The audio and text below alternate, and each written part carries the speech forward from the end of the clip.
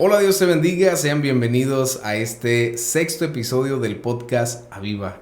Me siento muy contento de poder estar aquí con una entrevista más y pues tenemos un invitado muy especial, un gran amigo, el pastor Rodolfo García.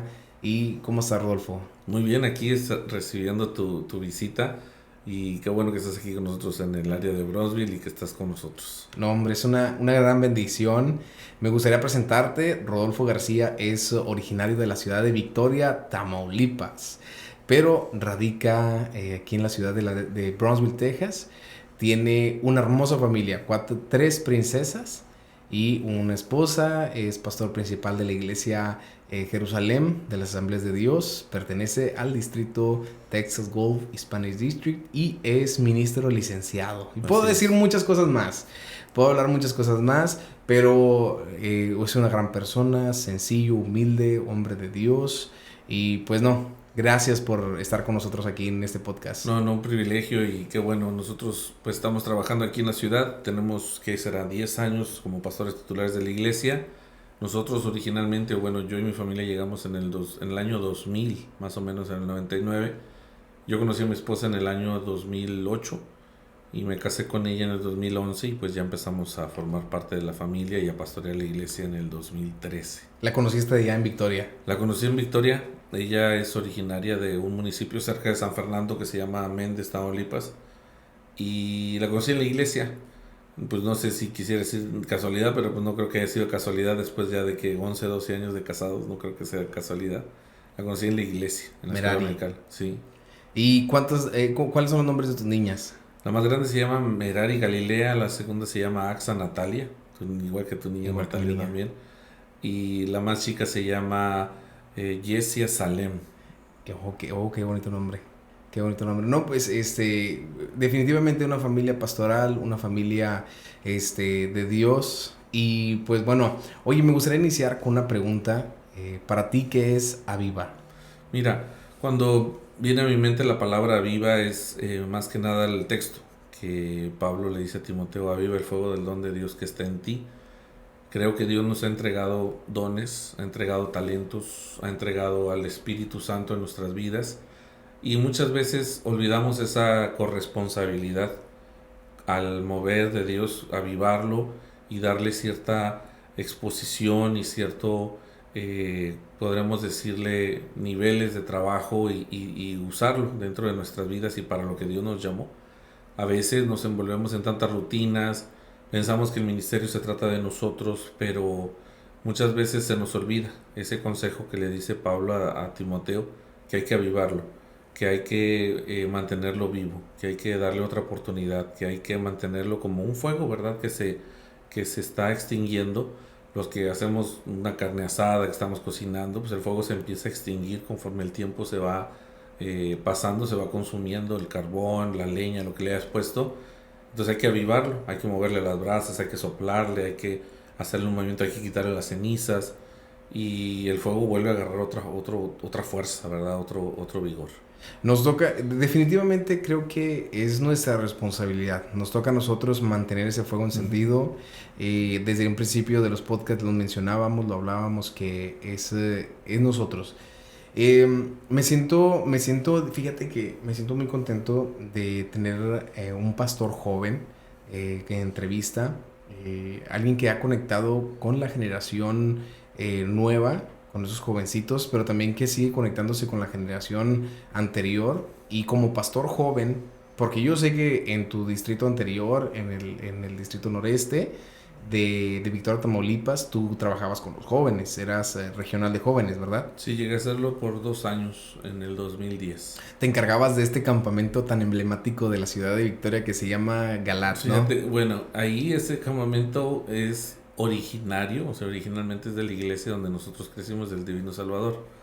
Pero como es una iglesia grande, siempre el regional era de la iglesia y los distritales también daba la casualidad que eran de la iglesia. Entonces hacían un campamento y se juntaban y pues tenían mucho más fuerza. Y ese campamento en realidad no, el nombre no le pertenece a nadie, ¿verdad? Simplemente era de los muchachos de la ciudad. Lo que sí hacíamos en el regional era un campamento de invierno. Sí Ok. teníamos uno que se llama Sinaí. Y el famoso sacramento de Galat, pues obviamente lo hacían la región, a veces lo hacía el distrito, y lo hacía ya pues con la mayoría del apoyo de las iglesias, y usaba el nombre para darle más fuerza. Ok, entonces, ¿cómo pudiste lograr esa transición de estar trabajando y conectado con los jóvenes a ser pastor principal de una iglesia y tener que conectar ahora también con los adultos? Y yo creo que esta pregunta eh, puede ayudar a muchos que son pastores jóvenes, que Sí. están tomando iglesias, y quitarte ahora sí el chip de pastor juvenil a ponerte un chip de pastor general. Sí, mira, fíjate qué buena pregunta me haces. Lo he comentado pocas veces. Yo cuando empecé a hacer, pues yo recibí un llamado de parte del Señor cuando tenía 17, 18 años, a predicar la palabra, a ser un evangelista. Más o menos me dedicaba a ser un evangelista juvenil. Viajé en México, en Estados Unidos, predicaba.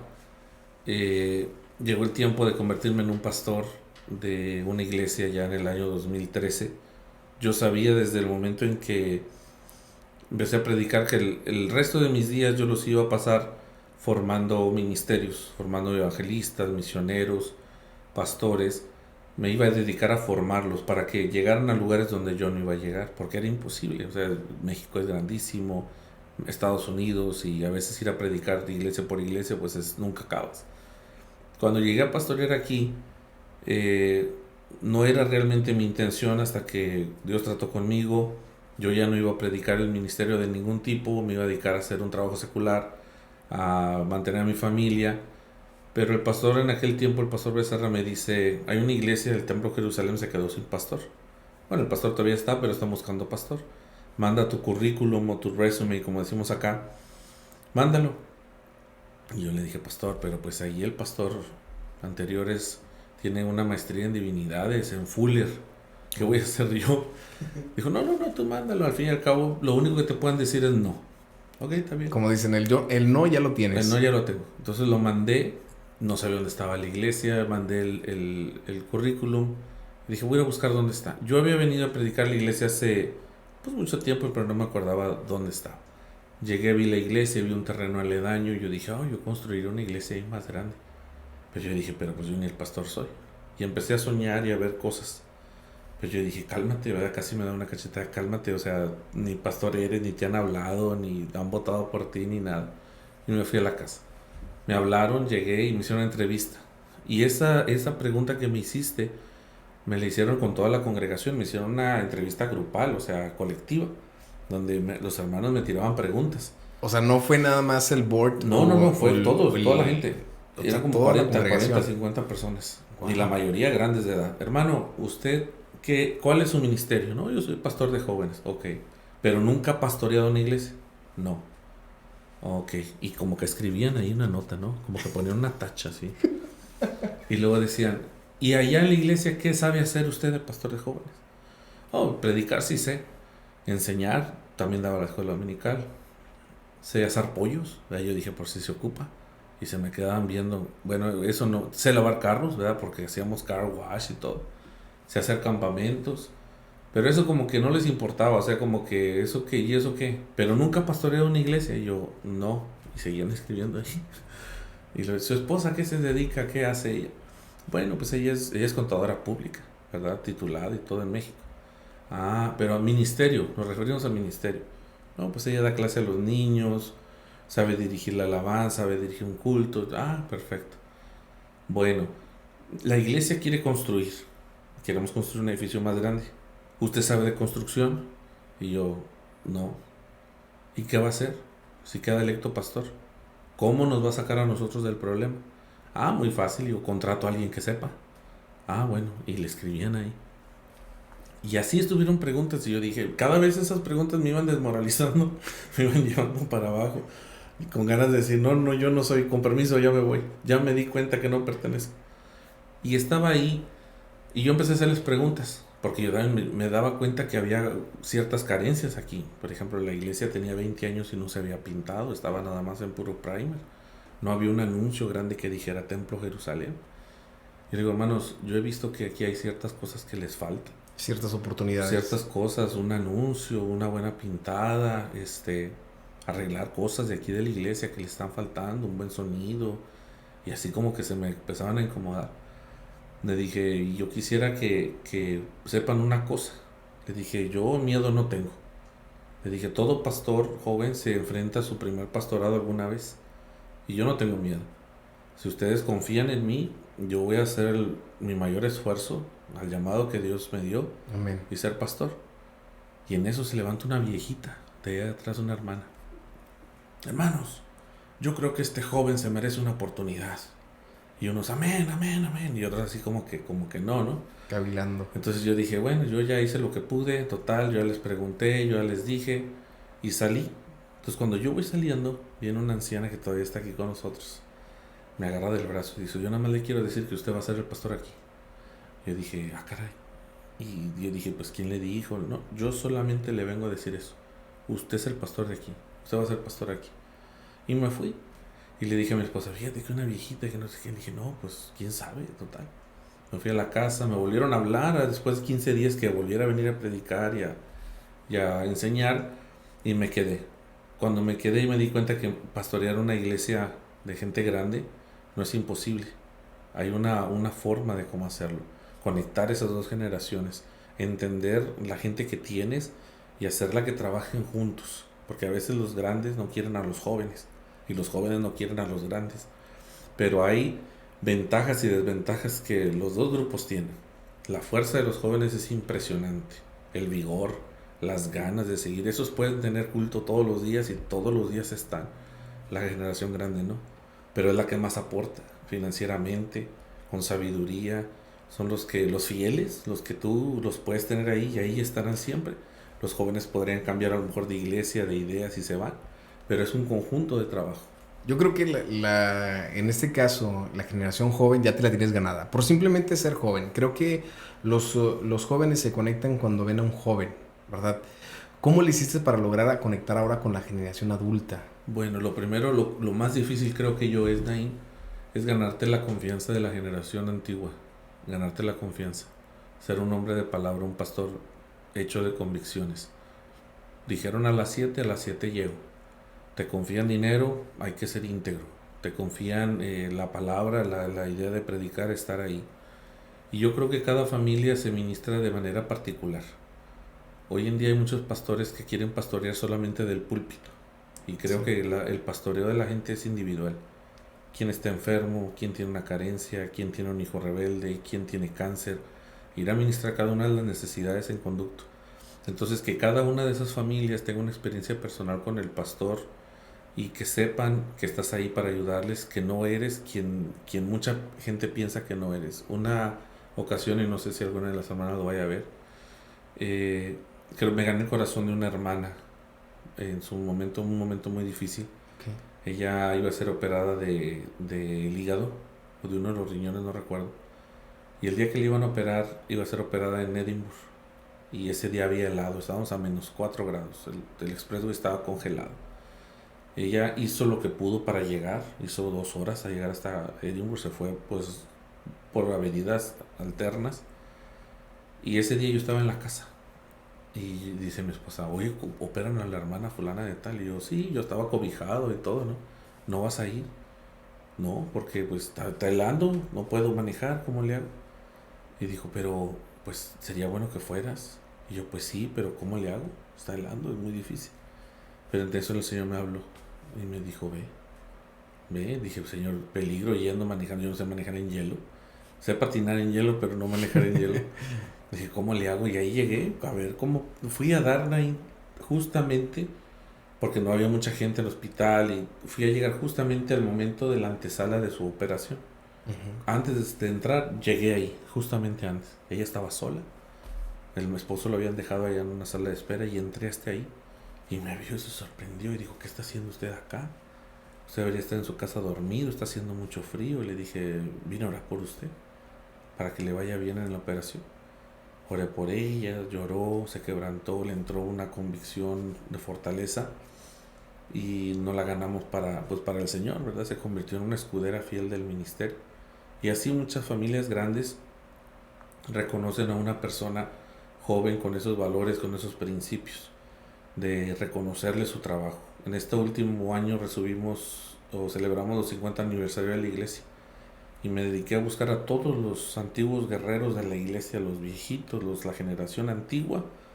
Les mandé una invitación, les mandé hacer una placa conmemorativa de los años de servicio en nuestra iglesia. Llegaron todos con su familia, los honramos, hicimos una cena, se hizo un lloradero de gente ahí, las dos generaciones, pero Qué creo hermoso. que ahí se cerró algo. Creo que ahí les rendimos un tributo, Un homenaje. un homenaje. Ellos se sintieron contentos, satisfechos, y la generación más joven sí me decía, y eso sí te lo voy a decir: pastor, muchos de ellos ya ni vienen, otros ya se murieron, ¿por qué los está recordando? Le dije: porque si no siembras honra, no puedes cosechar honra. Y Amén. el día en que ustedes estén en la misma posición, van a querer que la generación más joven los honre por lo que están haciendo. Y le tocó a la generación nueva aplaudirle a los legionarios de la iglesia, y el Señor se glorificó, y tuvimos, como cerramos una deuda con la generación Un antigua, ciclo. un ciclo. Y a partir de entonces, Naín, los hermanos, como que usted sabe lo que hace, ¿verdad? Y un viejito que era diácono me decía: hermano Argüelles, yo lo único que sé es que usted es el pastor, y el que debe saber hacer las cosas es usted. Y así me dejaron. Qué bendición. Qué bendición que te honraran de esa manera después de instituirte como pastor, que tú te los ganaras, que Sí, fue un hermanos. proceso, un esfuerzo, un demostrarles, tú lo dijiste, pudiste hacer la transición correctamente, pudiste ganártelos y no solamente ganarlos, sino honrarlos. Claro. Entonces, algo que decías va muy ad hoc a que el pastor huele a oveja. Ujú. El pastor huele a oveja. El pastor no huele a Dolce Gabbana y a oficina. Ujú. Porque tú lo mencionabas, hay pastores que nada más quieren ser de púlpito. Sí, de púlpito. Eh, Cuando toman una iglesia, solamente quieren ser a distancia. Si necesitan algo, aquí están en mi oficina, hablen con mi secretaria, agenden una cita. Y tiene que ser una cita con tiempo. Pero realmente el pastor deja a los 99 y se va por esa. Sí, no, y es difícil, ¿no? Y fíjate que a veces nos metemos en problemas, porque pues las piñatas de los niños también: pastor, venga la piñata del niño, y pues son 3 piñatas en sábado a veces, y pues te las agendan, ¿no? 3 Y regalos 3 regalos, pero a todos los obliga el día de mi cumpleaños, tienen que traer todos regalos, hasta el más chiquito. 3 bolsitas de dulces y 3 pasteles y 3 comidas y quieren que esté flaquito el pastor. Es muy difícil, es muy difícil. Pero sí, Nain, es una... Y fíjate que justamente cuando yo recibí la iglesia, bueno, antes de recibirla, lo primero que hice fue buscar a mi líder, a mi ex líder Sí. distrital. Y fui, llegué y le dije: oiga, necesito un consejo. Voy a pastorear una iglesia con diáconos. Una iglesia, pues, no relativamente grande, pero pues una iglesia de años. Y Estable. llegó y me dijo: no vas a poder. Y yo así como que: ¿qué? Dudaron de tu ¿No vas a capacidad. poder? Dijo: yo ya lo intenté, así como tú a tu edad, a los 30 años, y no pude. ¿Qué te hace pensar que tú sí vas a poder? Y yo así desmoronado, y digo: entonces, ¿cómo le hago? Dice: entrégala. Digo: ¿y cómo le entrego si ni siquiera me la han dado todavía? Dice: no, pues entrégala, manda una carta y di que no vas a entrar. Y yo: ¿pero cómo? Dice: mira, tienen que pasar 2 cosas. Uno, tiene que salir una generación. Te tienes que esperar a que salga para que entre una nueva generación, una nueva gente, etcétera. O tienen que pasar muchas cosas en tu iglesia. Y yo dije: ¿qué cosas? Me dijo: cosas que Dios haga. Digo: sí, pero ¿qué cosas? Dice: bueno, que Dios toque a mucha gente, que Dios ministre, que Dios traiga un cambio, que Dios esté en el asunto. Dice: pero a lo que yo veo no vas a poder. Y así me dijo. Y yo salí triste, y luego me habló un amigo: ¿qué te dijo el pastor? Que no iba a poder. Le dije: a buen árbol me arrimé, ¿verdad? Y ¿Cómo enfrentaste? Y yo sé que ya venías a decirlo, pero déjame hacerte la pregunta. ¿Cómo enfrentaste ese, ahora sí que menosprecio, ¿no? Porque están menospreciando tu persona, tu liderazgo, tu pastorado. Ni siquiera te han dado la oportunidad de demostrarlo y ya te están diciendo: no, no puedes o mire, no yo vas a lo que poder. creo, yo estuve de cerca con el pastor cuando estuvo en su experiencia en la iglesia. Y yo recuerdo que uno de sus carencias era las relaciones personales. Yo creo que el pastorado es 80% relaciones personales o intrapersonales. Tú tienes que tener un lenguaje especial con cada uno de tus miembros, temas, eh, vaya, un canal de comunicación. Hay hermanos que no me dejan que los visite. Ellos dicen llámeme o avíseme. Hay otros que me dicen a mí visíteme y no me llame. Otros me dicen a mí mándeme un mensaje de texto. Otros me dicen yo no tengo tiempo para contestarle, pero mándeme el link de la iglesia, no sé. Entonces cada uno tiene un lenguaje, los días. Entonces yo tengo que aprender a interpretar y saber cómo le hablo a cada hermano.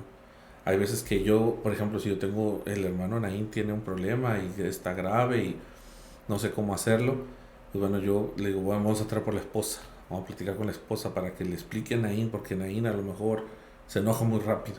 Vamos a hablar con la esposa y luego ya hablamos con él. O al revés, no podemos hablar con la esposa, pero podemos hablar con el esposo. Entonces tienes que encontrar las maneras de comunicación con ellos y tenerlas abiertas. Entonces, cuando eso pasó en la iglesia y tratamos de tener eso siempre, de estar disponibles, buscarlos, se abrieron muchas cosas. Y sí es muy difícil porque esa vez salí desmotivado. Y esta vez que cumplimos 50 aniversario, le iba a invitar a predicar, fíjate. Yo dije, ¿por qué no le invito al hermano? Y decirle, mire, él fue el que me dijo que hace 10 años que no iba a poder. Y mire, así se pudo. Pero bueno, ya de ser otra ocasión. Qué tremendo como a veces la gente menosprecia y hay que hacer oídos sordos, pero qué fuerte cuando uno a veces está peleando consigo mismo para saber, ¿estoy capaz o no estoy capaz? Porque tú mismo dijiste, no, ¿saben qué? Mejor no me dedico a ser pastor de esta iglesia porque en cierta manera las preguntas te estaban haciendo cavilar, Sí, dudar claro. de tu De tu llamado. ¿Cuándo inicia el llamado de decir voy a ser pastor? O sea, porque una cosa es ser pastor de jóvenes, otra cosa es ser pastor principal. Son ámbitos completamente diferentes. Pero ¿cuándo inicia ese llamado o esa confirmación que Dios te dice vas a ser pastor? Pues ya me puse a pensar.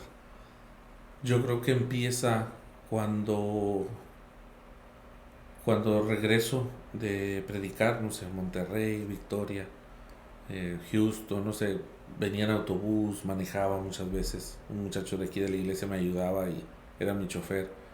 Y cuando regresaba yo decía, Dios se glorificó, traías tu ofrenda de que te habían dado. Regresaba y yo decía, me gusta la vida evangelista, pero los viajes no. O sea, yo te soy sincero, a mí me gusta predicar, pero no me gusta viajar. Así sea en avión, así sea en auto, así sea en autobús, no me gusta viajar. No, siento que es tiempo que pierdo de mi vida. Y decía a mi esposa, bueno, ¿qué prefieres? ¿Que te invite a predicar? Yo predicando en mi iglesia soy feliz.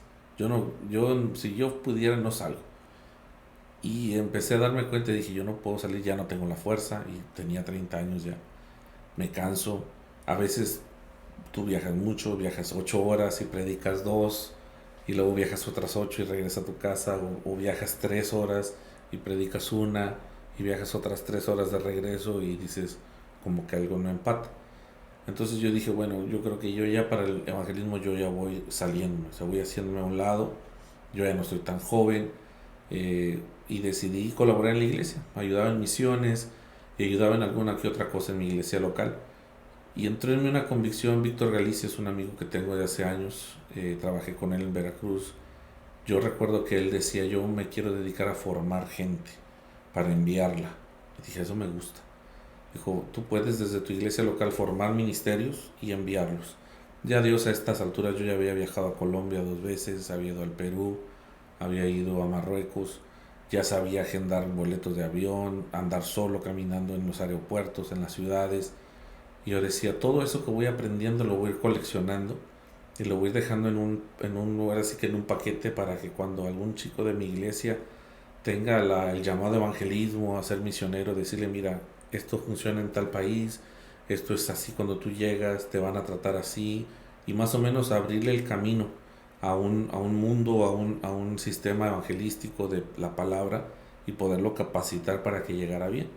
Dios me concedió, fíjate que este último mes mandamos el primer, digámosle entre comillas, misionero de la iglesia, un muchacho de aquí de la congregación al Brasil. Lo mandamos 40 días, ahora sí que casi sin ayuno y en oración 40 días. Lo mandamos, va con la universidad, lo apoyamos, va como misionero Y me llamaba mucho la atención porque el Señor me decía, tú me pediste ministros, ahora es tiempo de apoyarlos. Saca la cartera y envíalo. Amén. Habla con él y dile cómo hacerle, qué no hacer, a quién sí hacerle caso y todo. Entonces Dios nos concedió enviarlo. Y ya es el primero, yo digo, entre comillas, misionerito que mandamos a ver cómo nos va. Pero tenemos planes también para seguir sacando ministros. Aviva es un podcast que va direccionado, creo que a lo mismo, en la cuestión de poder ayudar a otros que aviven ese sentir. Hay gente que tiene el mismo sentir que tú tuviste hace 10 años, hace 15 años, en cuestión de ministrar, en cuestión de servir, en cuestión de tomar la iniciativa de ministerio o de ir a correr como candidato a una iglesia y enfrentarse con las mismas situaciones. ¿Qué consejo le puedes dar a los oyentes que están enfrentando la misma situación que tú ya enfrentaste hace 10 o 15 años en este caso, ¿verdad? No sé cuánto tiempo en sus vidas, porque ya pasaste por ese bache, claro, y ya caíste, pero quieres que el que viene atrás de ti le saque la vuelta a ese bache. Mira, el llamado